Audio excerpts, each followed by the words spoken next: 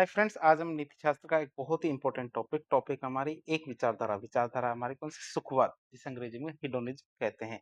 तो इस विचारधारा के बारे में इस टॉपिक में आज चर्चा करेंगे। आप हमारे साथ बने रहिए ताकि आपको इसके बारे में जानकारी प्राप्त हो सके। तो विचारधारा का नाम है सुखवाद। सुखवाद को कहते हैं हिडोनिज्म। तो नीति शास्त्र इथिक्स की वो बहुत ही महत्वपूर्ण और प्राचीन विचारधारा है। ये हमारी क्या बहुत ही महत्वपूर्ण और बहुत ही प्राचीन विचारधारा है, जो सुख मतलब प्लेजर को ही मानव जीवन का परम लक्ष्य मानती है। जो क्या कहती है, सुख मतलब प्लेजर को मानव जीवन का परम लक्ष्य, सर्वोच्च मूल्य और अच्छाई से की एकमात्र कसौटी मानती है। कोई भी चीज अच्छी है, इसका मतलब है क्या वो सुख दे रही है तो अच्छी है, यदि वो दुख दे रही है तो अच्छी नहीं है। जैसे ये मान लीजिए कि करेला है, तो हमारे जो सुखवादी है उनकी नजर में यदि वो दुख दे रहा है तो करेला अच्छा नहीं है, चाहे वो उसमें कितने ही गुण क्यों ना हो। तो ये हमारे क्या मानव जीवन का परम लक्ष्य किसको मानती है? सुख को। सर्वोच्च मूल्य सुख को मानती है और अच्छाई की कसौटी भी सुख को मानती है। इसके अनुसार वही कार्य नैतिक रूप से सही माने जाएंगे जो सुख पैदा करते हैं या फिर दुख को कम करने का काम करते हैं। तो वो कार्य नैतिक रूप से सही माने जाएंगे जो क्या होंगे? सुख पैदा करेंगे या फिर दुख को कम करें। और जो कार्य दुःख लेके आता है, वो तो बिल्कुल ही गलत है, किसके अनुसार? सुखवादी या जो हेडोनिज्म विचारधारा के जो लोग होते हैं, उनकी नज़र में। पाश्चात्य धर्म दर्शन में देखें तो सुखवाद का इतिहास बहुत ही व्यापक रहा है। अब हम देखेंगे सुखवाद कितने प्रकार का होता है, सुखवाद के वर्गीकरण की बात करें। तो एक देखेंगे हमारा पहला वर्गीकरण बुनियादी विभाजन, जो हमारे तथ्य बनाम आदर्श के आधार पे। किसके आधार पे? तथ्य बनाम आदर्श के आधार पे सुखवाद का वर्गीकरण। एक होता हमारा मनोवैज्ञानिक सुखवाद, एक होता हमारा नैतिक सुखवाद। एक तो होता है हमारा कौन सा? साइकोलॉजिकल हेडोनिज्म, एक होता है एथिकल हेडोनिज्म। तो साइकोलॉजिकल हेडोनिज्म या मनोवैज्ञानिक सुखवाद की बात करें तो मनुष्य का स्वभाव ही ऐसा होता है कि वो हमेशा ही सुख चाहता है और दुख से भागता रहता है। तो मनुष्य का स्वभाव कैसा है कि वो हमेशा सुख चाहता है और दुख से हमेशा भागता रहता है। और यह वर्णन करता है कि मतलब ये जो मनोवैज्ञानिक सुखवाद क्या वर्णन करता है कि मनुष्य कैसा व्यवहार करता है, ये मनुष्य कैसा व्यवहार करता है, इस चीज का वर्णन करता है। इसके प्रमुख विचारक हमारे कौन थे? जेरेमी बेंथम और थॉमस हॉब्स। तो जेरेमी बेंथम और हमारे थॉमस हॉब्स हमारे मनोवैज्ञानिक सुखवाद के विचारक थे, या इनका दर्शन इन्होंने दिया था। तो इसमें क्या है? मनुष्य हमेशा सुख चाहता है और दुखों से भागता है और ऐसे काम करता है जिससे सुख ज्यादा हो और दुख कम से कम हो। नैतिक सुखवाद की बात करें तो इसका आदर्श क्या है कि मनुष्य को हमेशा वही काम करना चाहिए जो सुख को बढ़ाए, और सुख ही एकमात्र साध्य है। अंतम अंतिम लक्ष्य क्या है हमारा? क्या? सुख प्राप्त करना। तो मनुष्य को वही काम करने चाहिए जो अंत में आपको सुख दे। बात करें इसके आगे स्वार्थमूलक और परार्थमूलक, इसके दो भाग किए गए हैं। क्या स्वार्थमूलक और परार्थमूलक है? इसके दो भाग किए गए हैं। जो हमारा नैतिक सुखवाद है, तो इस तरह से देखते हैं, ये हमारे इस तरह से यहाँ आ गया है। अब इसके आगे हमने दो भाग किए हैं। किसके? नैतिक सुखवाद के दो भाग किए हैं। तो इस तरह से हम देख सकते हैं। ये तो क्या है, एक तरह से ग्राफ है। तो आप देख सकते हैं नैतिक सुखवाद के दो भाग किए। नैतिक सुखवाद जिसे स्वार्थमूलक सुखवाद कहते हैं, मतलब अपने लिए सुख, खुद का सुख। तो ये भी दो प्रकार का होता है। एक तो हमारा स्थूल या निकृष्ट स्वार्थमूलक, एक होता है परिष्कृत या उत्कृष्ट स्वार्थमूलक, मतलब ग्रोस, सेंसुअल या रिफाइंड रैशनल। बात करें स्थूल या निकृष्ट स्वार्थमूलक की, केवल वर्तमान, तात्कालिक और शारीरिक सुख, ये हमारा लक्ष्य है। कि केवल वर्तमान, तात्कालिक मतलब तुरंत मिल रहा है, और हमारे शरीर को जैसे भोजन, वासना, इनके जरिए जो सुख मिलता है वो हमारे स्थूल निकृष्ट स्वास्थ्य स्वार्थमूलक सुख है। मूल मंत्र क्या है इसका? खाओ पियो और मौज करो। क्या? खाओ पियो और मौज करो इसका मूल मंत्र है। और हमारे ऐसी विचारधारा किसने दी है? हमारे एरिस्टिपस, जो हमारे सिरेनिक्स विचारधारा के लोग हैं। और भारत में चार्वाक दर्शन के लोग हमारे इसी तरह की विचारधारा रखते हैं। जो हमारा स्थूल या फिर निकृष्ट स्वार्थमूलक विचारधारा है, जिसका मतलब है खाओ पियो और मौज करो। दूसरी होती है उत्कृष्ट स्वार्थमूलक मतलब परिष्कृत विचारधारा। तो शारीरिक सुखों की बजाय ये क्या मानते हैं? दीर्घकालिक मानसिक और बौद्धिक सुखों की बात करते हैं।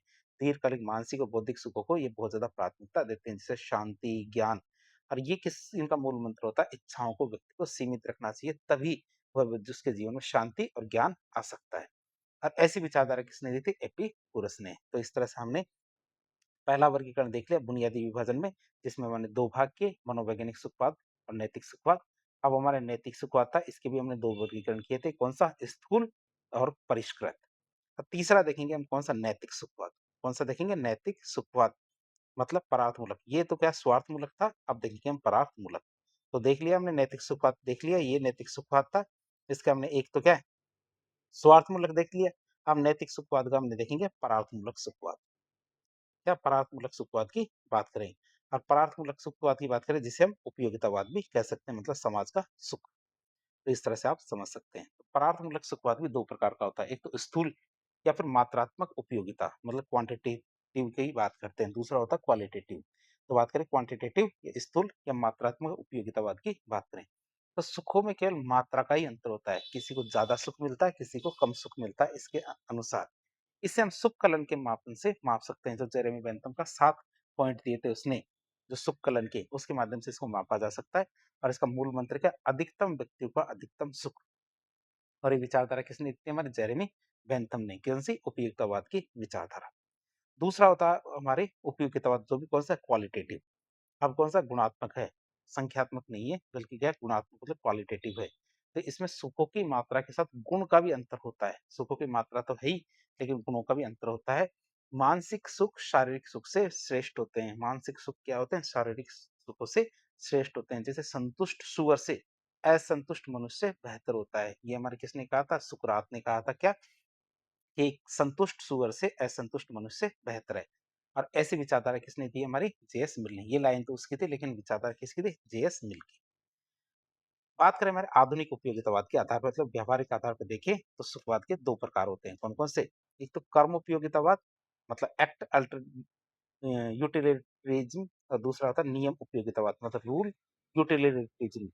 बात करें कर्म उपयोगितावाद की, तो प्रत्येक कर्म का सीधा परिणाम देखना चाहिए। कौन सा काम करने पे क्या परिणाम आएगा, कि वह विशिष्ट कर्म अधिकतम सुख ला रहा है या नहीं। जो भी आप काम कर रहे हो, उस काम को करने के बाद आपको सुख मिल रहा है या नहीं, ये कर्म उपयोगितावाद कहता है। और नियम उपयोगितावाद क्या कहता है, कि उन स्थापित नैतिक नियम, जैसे सच बोलना, इनका पालन करना चाहिए। मतलब जो समाज के अंदर नैतिक नियम पहले से स्थापित है, उनका यदि आप पालन करोगे, तो अंततः अपने आप इस समाज का अधिकतम सुख सुनिश्चित हो जाए। क्यों? क्योंकि नियम बनाए किस लिए गए हैं? ताकि समाज को सुव्यवस्थित रूप से चला सके। तो व्यक्ति यदि इन नियमों का पालन करता है, तो समाज में अपने आप ही सुख आ जाएगा, शांति आ जाएगी, और इसी से सभी का अधिकतम सुख सुनिश्चित होगा। निष्कर्ष के रूप में देखें तो सुख क्या? पूरी तरह से व्यक्तिपरक होता है, मतलब व्यक्ति पर निर्भर करता है सुख। एक व्यक्ति के लिए कोई भी सुख बहुत बड़ा हो सकता है। जैसे कि गरीब आदमी है, उसको यदि 10,000 रुपए मिल जाए, तो वो बहुत ज़्यादा खुश होगा। और यदि एक करोड़पति व्यक्ति है, उसको 10,000 मिल जाए, तो वह उससे ज़्यादा खुश नहीं होगा। क्यों? क्योंकि उसके पास पहले से करोड़ों हैं। तो इसी तरह हम देख सकते हैं कि सुख क्या होता है? पूरी तरह से व्यक्तिपरक होता है। व्यक्ति पर निर्भर करता है कि उसे सुख सुख दे रहा है या नहीं। हो सकता है जो सुख उस व्यक्ति को सुख लग रहा हो, वो उसके लिए सुख ना हो, और जिसे मापा नहीं जा सकता। सुख को कभी भी नाप नहीं सकते। ये सुख के पीछे भागने से क्या होती है? पूर्ण आत्म पूर्णता की प्राप्ति संभव नहीं है। कि पूर्ण आत्म पूर्णता की प्राप्ति के लिए यदि आप सोचो कि हम सुख के पीछे भागे, समय सुख मिल जाएगा, तो इससे सेल्फ रियलाइजेशन हो जाएगा, तो ये संभव नहीं है। तो इस तरह एक एक लेक्चर के ज़रिए हमने नीति शास्त्र का एक बहुत ही इंपॉर्टेंट टॉपिक हेडोनिज़्म, मतलब सुखवाद के बारे में काफ़ी डिटेल से जानने की कोशिश की। तो इस प्रकार के इन्फॉर्मेटिव वीडियो देखने के लिए हमारे चैनल से जुड़े। वीडियो यदि पसंद आता है तो वीडियो को लाइक करें, चैनल को सब्सक्राइब करें, अपने दोस्तों के साथ शेयर करें। धन्यवाद।